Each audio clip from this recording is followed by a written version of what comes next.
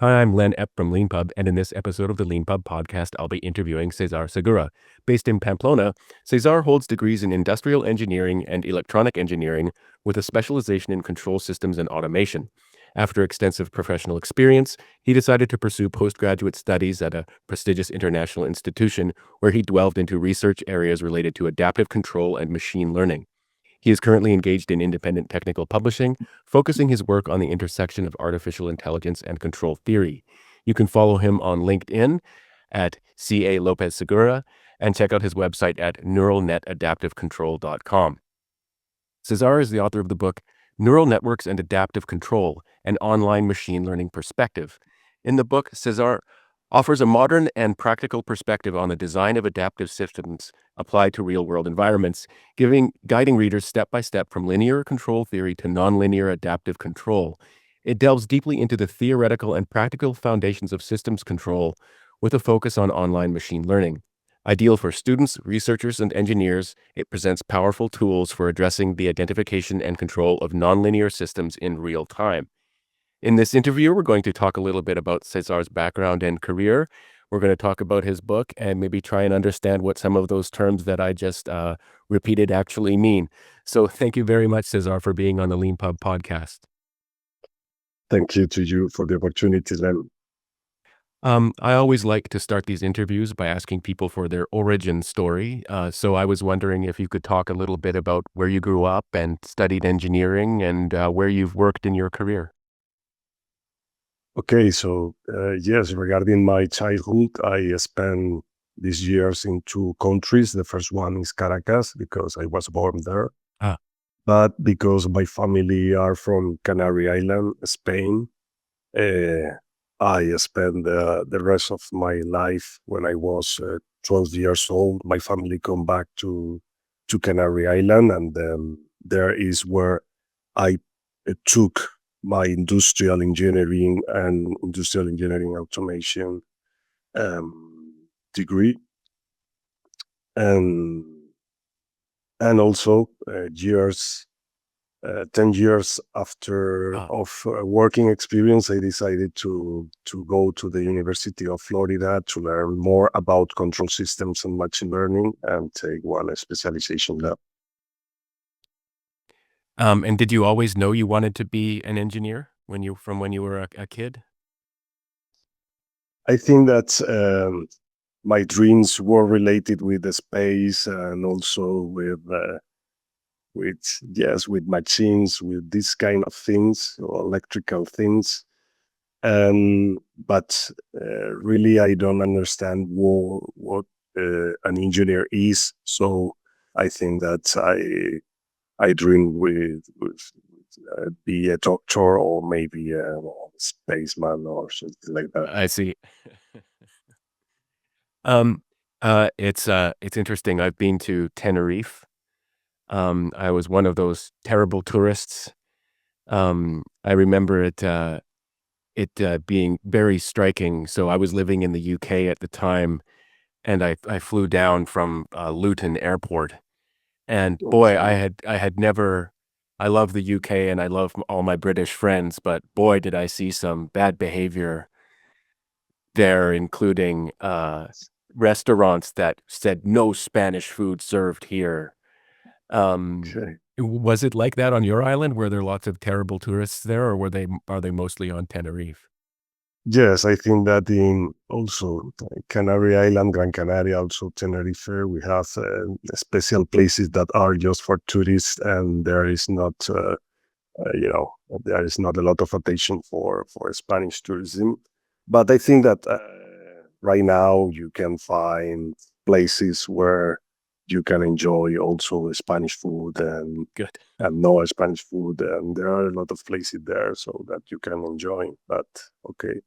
I was spending 1 year of my life working in the Astrophysical Institute of Canary Island. Okay. So that's an interesting place that you can find there in Tenerife. Cool. And you've worked for some big companies like I believe Siemens, and you worked for General Electric Wind as well. And it's interesting. I see from your LinkedIn profile that you worked on algorithms for renewable power plants and things like that. So what I would just before we go into the subject of your book, which is very technical and very interesting, um, uh, what kind of algorithms were you working on when you were working on specifically on renewable power plants? Yes, when I start to work in the renewable energy sector in 2013, and for these years, the company where I work, it was Gamesa, not Siemens. Siemens bought this company later, but Okay. the first is a Basque Country company that made wind turbines. And in this company, um, they was they were focusing development of wind farm controllers, central controllers. So the algorithms that you will use to do that are basically proportional integral controllers and things like that. It's not something difficult because at wind farm level, the system has a linear behavior. So you can use the classic linear controller theory to face this kind of controls, of power plant controls. But for example, at the frequency converter level, um, things are not so easy like at central level. So in that case, sometimes more complex technology is used to manage the frequency converter, like for example, linear quadratic regulators, or modern control theory as state feedback control, output state feedback control, and things like that. Yeah, that's very interesting. I think we'll get into some of the details of what that means pretty soon. One of the things I really like about your book is that it's a like some other engineering books on Leanpub. It's this reminder to people like me that like the reason the world works the things work the way they do is because very smart people have figured out very smart ways of controlling things, and that this is based in scientific principles and can be expressed in mathematical kind of equations and things like that. And it's something we all would say those words, but actually knowing that that like I've been to wind farms, and the simplicity and elegance of what they look like belies all the science and technology, but like the real world very practical application of it. And the wind is constantly coming at some kind of speed, whether that's zero or above zero. The turbine is always turning at some speed, whether that's zero or not zero. And converting, like thinking about how the inputs into that system, which is basically wind, and then converting that to motion, and converting that to rotating magnets, and then converting that into electricity, and then controlling the flow of the electricity. That on top of all of this is something called, in a sense, on top of all of this is control theory. And I was wondering if you could take a moment to talk to us. Um, just imagine you're someone like me who only recently discovered control theory. What would you say to someone? What is it? And maybe talk a little bit about its history. Okay, so for someone that discovered control theory, I will say that control theory is like a religion. It's something that you cannot understand because everything is explained with algebra. So you need to have a strong algebra background to understand the concepts.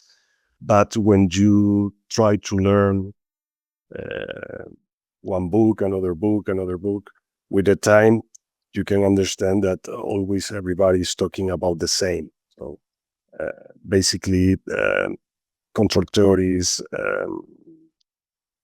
a super important field. But in this book, I am trying to make a trip, friendly trip that go from the classical control to the nonlinear adaptive control theory. I think that I am one of the first persons in the planet that tried to do that, because uh, engineers and mathematicians treat control theory as a lot of boxes, no? So you have a box to talk just about classic control theory, another box that just talk about modern control theory, another box for nonlinear adaptive systems, so other box to talk about system identification, other box to talk about online system identification with, with online learning. And all these things are several fields that I'm trying to join and make a friendly trip with this book for lectures. So I think that is a beautiful field. Sometimes, for example, in my experience, that when I buy or I spend money in a control book, the first impression is, okay, this is a symbol soup. I don't understand Right. anything. A lot of symbols for it. But in practice, I think that right now is a good moment to learn about control theory, because we can combine algebra with software, with simulations, and it's something easy.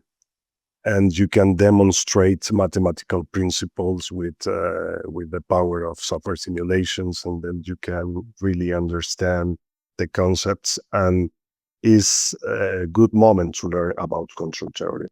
I think so. Yeah, it's really interesting. I mean, I hope we can sort of define some terms pretty soon, because it's one thing that, like, I always took it for granted that before I read your book, that a lot of that simulation was easy. I did not understand it is so straightforward when you think about it, but the reason you can have a digital twin of a product and do simulations is because you've got an understanding of the path from an input to an output in that system. And it's not you understand the kind of hidden reasons you go from this input to this output in this system. Once you've got an understanding of those hidden reasons, then you can put a different input in and make a prediction about what the output will actually be. But you have to understand essentially how the system is controlled in a principled way before you can run a simulation. Um, and so one thing you've mentioned these terms already, so I thought maybe we can go through them one by one. But classical control, modern control, and nonlinear and adaptive control. So what is classical control? Okay, so when we talk about classical control, we need to take into account that we are working with linear system. So Right. in that case, we have a specific kind of architectures that are able to drive the states of linear systems and reach the reference tracking. So in that case, for example, we have proportional control, integral control, or integral controllers, and PID controllers that are very famous. And there are another architectures, but basically, um, the main goal is to manage linear systems using fixed architecture that are these architectures are old, but works well in industry, and that's the reason because they are very famous.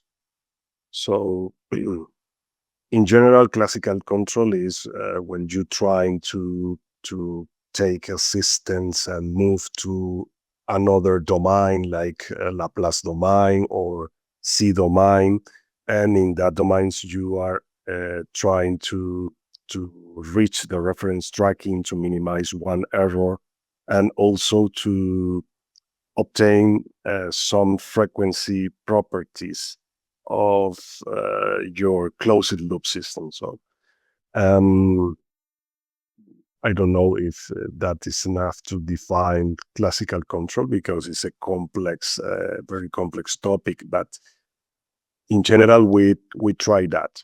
We take a systems that we can throw sensors um, um, to measure the response of that systems and extract his frequency properties in the frequency domain. And with that knowledge, using some specific architectures, we can reach the reference tracking and stability. That control theory is always talking about that two topics, reference tracking and reaching the stability of a system.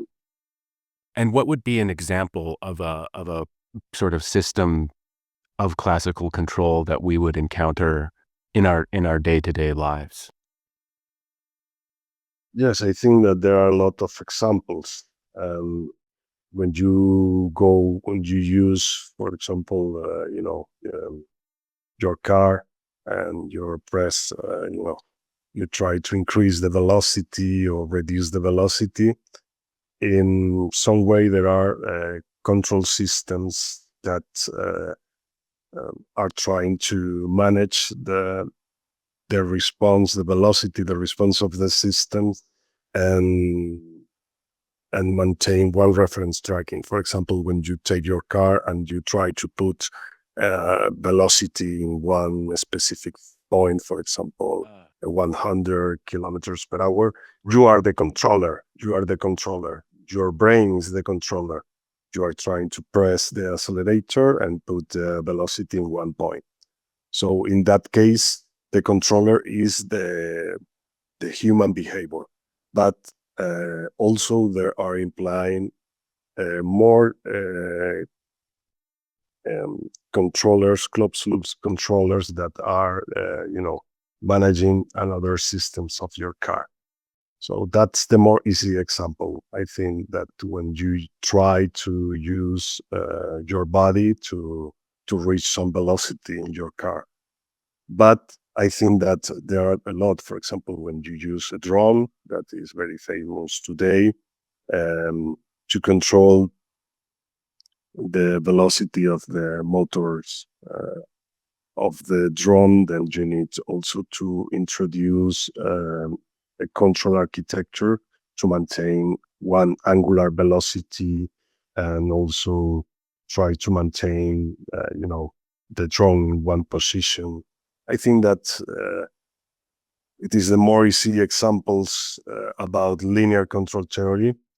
Sometimes is the behavior of the real system are non-linear, but in general, when you try to control, for example, electricity, when we talk about wind power plants, solar power plants, in that cases, you need to maintain the active power, the frequency of the grid, the voltage of the grid, the reactive power of the grid in one value that what on one set point that guarantee the stability of the systems and allow you to export energy of one power plant. But I think that all the system that we have today around us needs to use classical control theory, at least classical control theory to work. And what then is modern control? Okay, so that's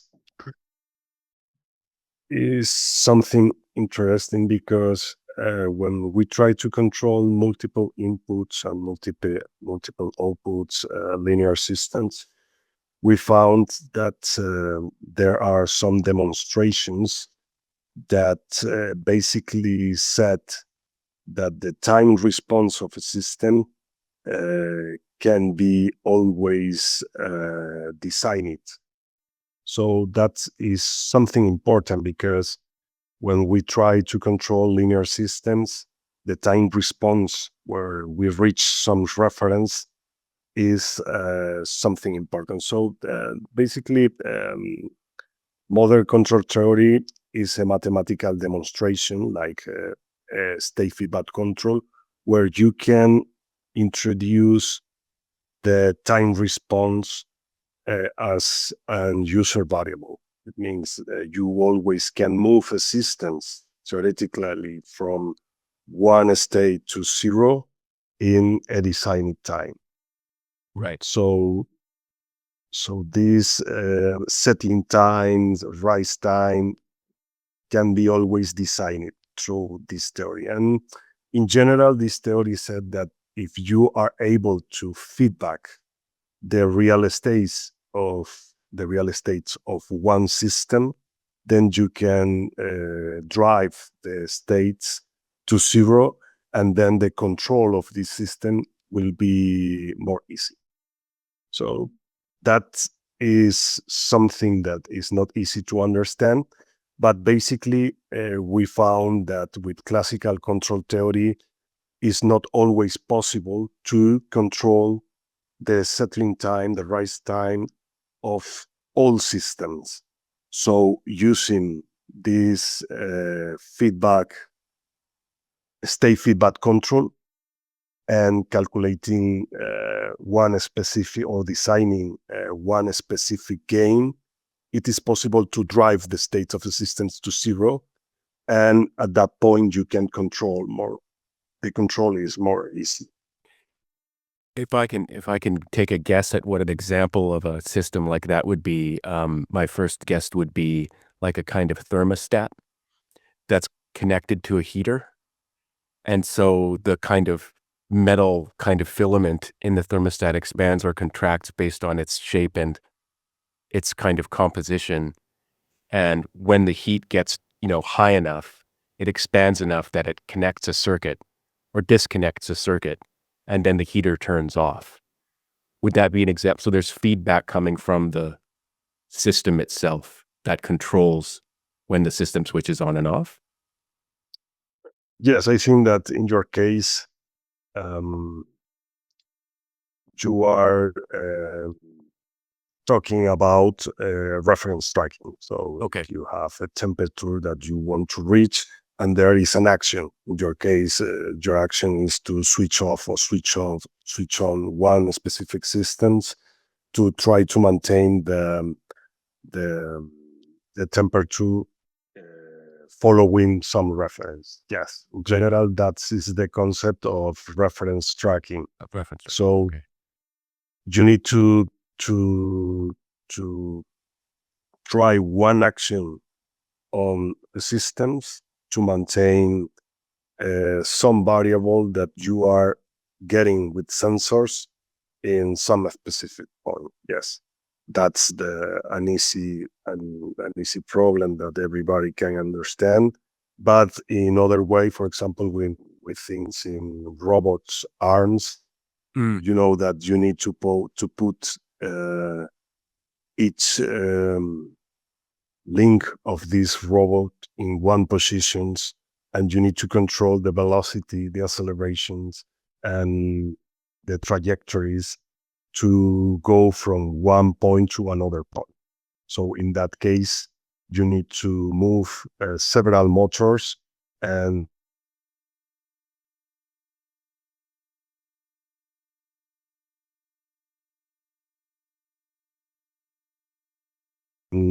at the same time reference tracking or in ICT position.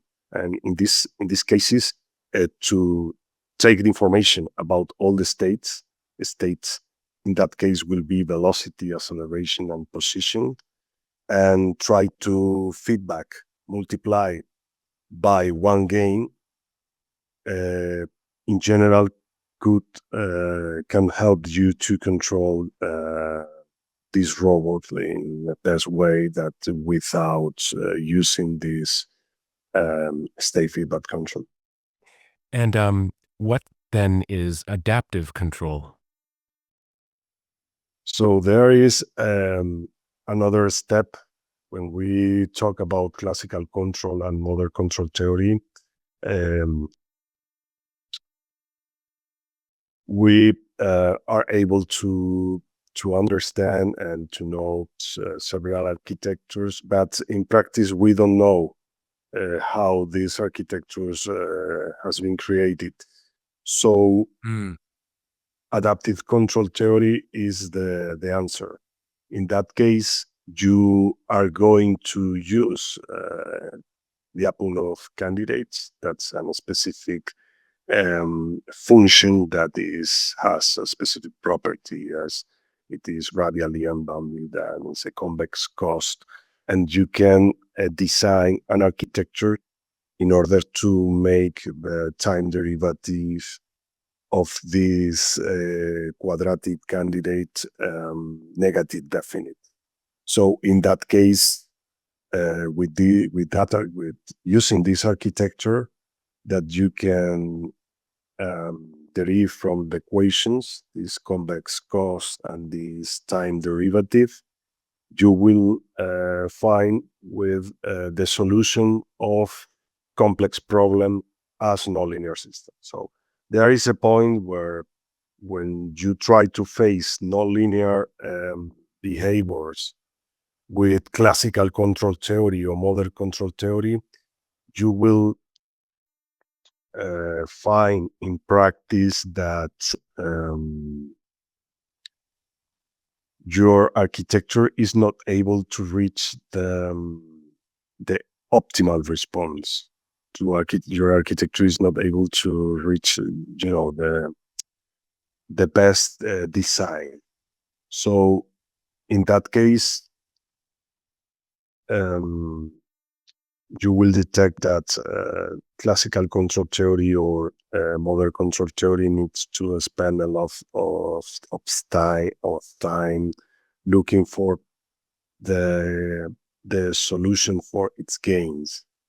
Controllers need to use gains to be able to control the systems, and then you can throw simulations, obtain the optimal gains to control this linear or nonlinear system. But there is a point when you are facing nonlinear systems that the searching process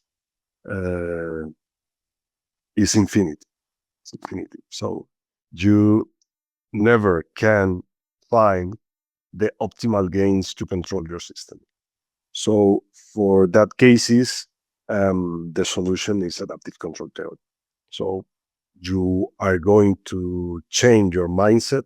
In that case, you will define candidates, quadratic cost functions, and through time derivatives, you will obtain the solution for that specific problem. And you will find in that solution that is a mix between model control theory and classical control theory, and combine it with some specific terms for your problem. You can obtain the optimal response of your system. Can you give an example of, how a challenge that a working engineer might be faced with, where they would need to use adaptive control theory? I think that you can use adaptive control theory to solve linear problems and also problems that require model control theory. And I think that the problem is that some universities or the industry inertia is to use the older solutions. Oh, I'm getting what you're getting at now. So, but sometimes for some specific industry, you need to reach a very, very good performance.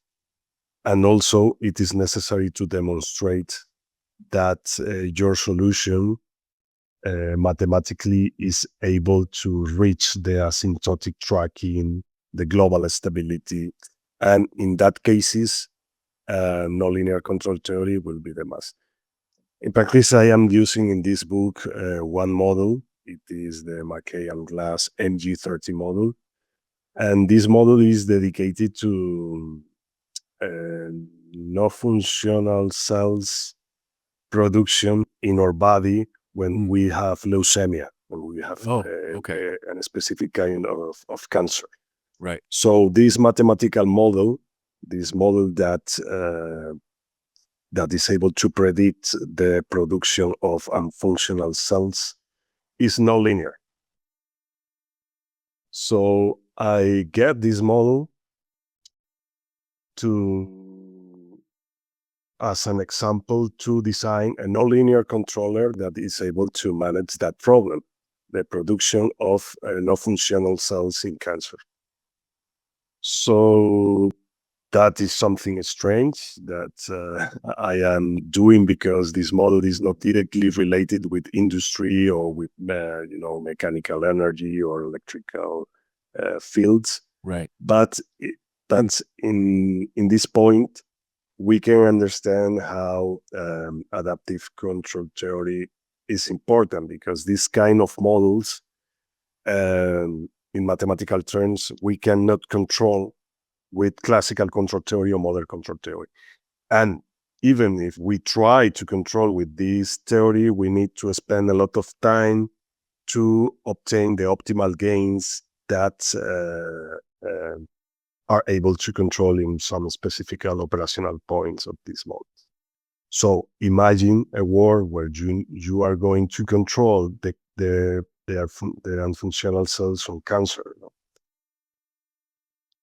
So making this book, I learned that some pharmaceutical industry use control theory to design its, the best solution for some physical problems. Mm-hmm. It's something that I don't know. I really don't know anything about that. So that's the reason, because I take this model to try with a nonlinear control theory, a design that is able to maintain the cell productions in a stationary specific reference, with a stationary dynamic in a specific reference. One thing you write about very well and evocatively is how I'm quoting you back at yourself here, but you write about how, quote, control theory has evolved significantly over time, progressing through different stages that reflect the needs and characteristics of the systems to be controlled. And it's so fascinating thinking about it from that perspective, where, for example, the introduction of like the internet, for example, um, just means that there's sort of certain types of control and data collection and things like that that just weren't possible before. Um, and I hope I'm kind of asking this question in the right place. And I think you mentioned it already, but what is online learning? Okay, so that is something interesting, that question, because when we try to design controllers, we have two perspectives. One is the batch learning, and the other one is online learning, that is related with the concept that introduced Rudolf Kalman with its algorithm, sequential processing algorithm is something similar. So in that case, in the first case, you spend time trying to model in your system. So you make experiments, you have data, and with that data, you create a model that is able to predict or estimate the response of that systems. And when you have that model, then you say, okay, now is the control theory time. I will put this model and will face with different architectures, and I'm going to use searching algorithms to obtain the optimal gains in order to be able to control that model that I have of one system. So when the controller is designed, you go to the field or to the lab and put your controller and face with your real system and see, okay, that is working well. If not, I'm going to change these parameters a little bit and try to try one more time. And with trial and error, I'm going to design an optimal system. But there is another philosophy. Okay, so if I am not able to identify all the behaviors of a real system, because sometimes the systems with with some temperature, with some environment, the system have one behavior, and when another environment starts, the statistic of the systems change. So we have two models to, if in this example, we will have two models for that systems, and then you are going to design two controllers, one where the system is working with some statistics and another one where the system changes statistics. But there are problems where there is not two solutions because the system is changing all the time. For example, we can think about, a space rocket that is in the Earth. So there are some physics, but in the moon there are another physics. The physics variables change, and then the velocity, the accelerations is going to change, the inertia is going to change.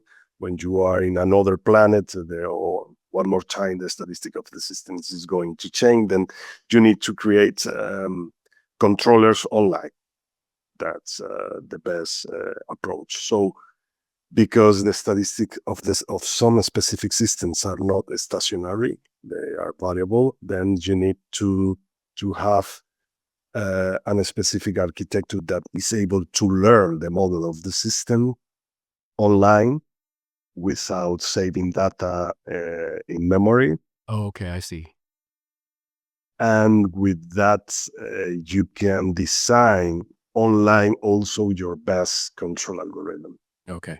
So that's the concept of online learning. Okay, so I was making a mistake about just because we used the same term to mean being on the on the internet, but online meant something very, very different and technical and more interesting than what I thought.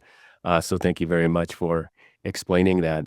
Um, one just broad question I have is, AI has actually been around for a long time, and we now use it to kind of to mean ChatGPT and LLMs and stuff like that. But one thing that constantly comes up, at least when you're talking to programmers who are, using these systems to do things, is that they have their output is not determined. And so programmers are accustomed to kind of determine behavior. I give an instruction, unless there's a problem, I will always get the same output. Um, but that's not true with LLMs, basically. Um, and is there do you have any thoughts about that? And sort of like if I were trying to build, some kind of control theory for controlling LLMs, what would some of the challenges be for that? I think that I am not an expert on LLM systems, but I think that there is a lot of should be a lot of control theory inside of that this kind of technology.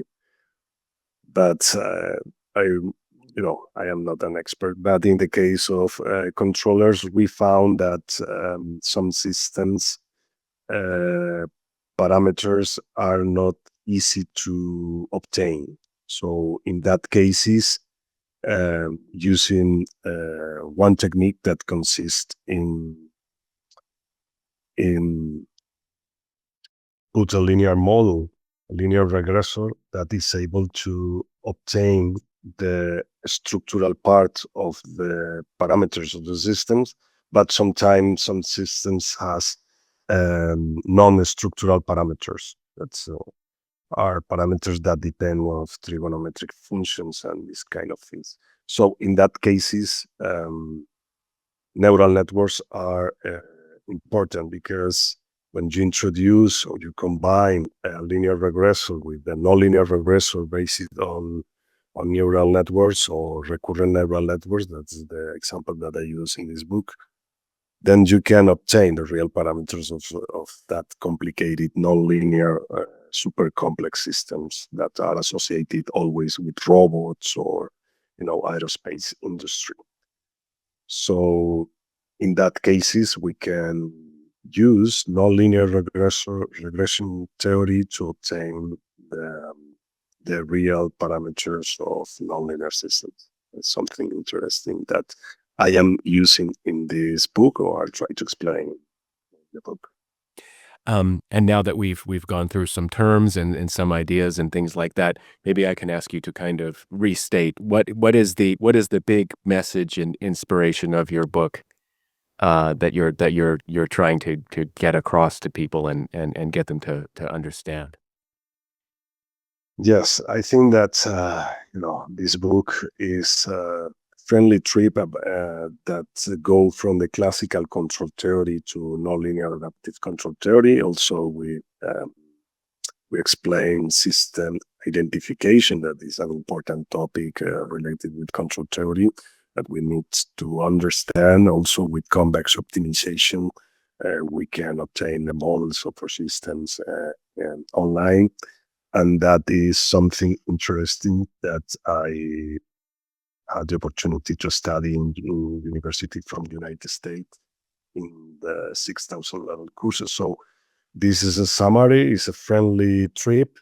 You can learn all about control theory, and there are also detailed demonstrations that are useful with examples that can help to everybody to understand, the old theory and also the modern one. The last thing I like to talk to authors about in this podcast is their approach to writing. Um, how did you write? I think the original version was in Spanish. Yes. How did you write the book? Did you say every day from like 3 p.m. to 5 p.m. I'm going to sit and write, or was it, when you had time? How did you actually write the book? Yes, because my due day, I have my daughter in November of 2024. So for some reasons, I was spending a lot of time in my house with my wife, also with my daughter. And I believe that this is a good moment to spend time writing about all the things that I could learn during the last 5 years, making courses every year, 6,000 level courses in United States University. So I have this opportunity to put all together, also to try to order all my ideas about control theory and system identification, and yes, then I really don't follow a specific schedule or a specific plan. I just stay in my house and say, okay, let me try control theory, let me spend time reading and understanding some specific topics, and let me try to share all my knowledge in Spanish with everybody in order to create a community that can enjoy my holistic perspective about control theory. Yeah, well, thanks very much for sharing that. That sounds like kind of ideal. I mean, if you have time at home, time to think, time to write about and learn about what you love, Yes. that's just kind of fantastic. Well, uh, the book is Neural Networks and Adaptive Control, an online machine learning perspective. Thank you very much, Cesar, for taking the time out of your very late evening to talk to me and to talk to all of us to record this podcast episode. And thank you very much for trying Leanpub as one of the platforms for publishing it. Let's hope we can get a big Thank audience. you for the opportunity, Len.